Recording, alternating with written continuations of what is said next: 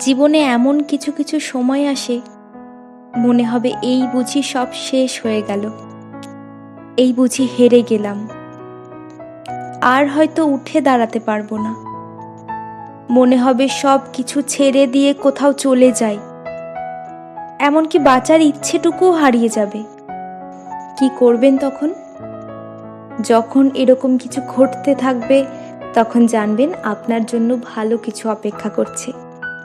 আপনাকে তাই জিততেই হবে। জেতার আগে আপনার এই যে মানসিক টানাপোড়েনটা চলতে থাকে, এটার নাম হলো যুদ্ধ। সেই যুদ্ধের দুই প্রতিপক্ষেই আপনি, মানে লড়াইটা নিজের সাথে নিজের। এই যুদ্ধে জিতবেন কিভাবে? যখন এইরকম ভাবনাগুলো মনের মধ্যে আসবে, কিছুতেই এই উটকো ভাবনাগুলোকে মনে প্রশ্রয় দেবেন না। প্রশ্রয় পেলেই যে কেউ মাথায় চড়ে বসে। মাথায় রাখবেন, যেখানে শেষ হয় সেখান থেকেই নতুন কিছু শুরু। কিছুতেই ভেঙে পড়বেন না। জীবন এমনই, মন্দ ভালো নিয়েই জীবন।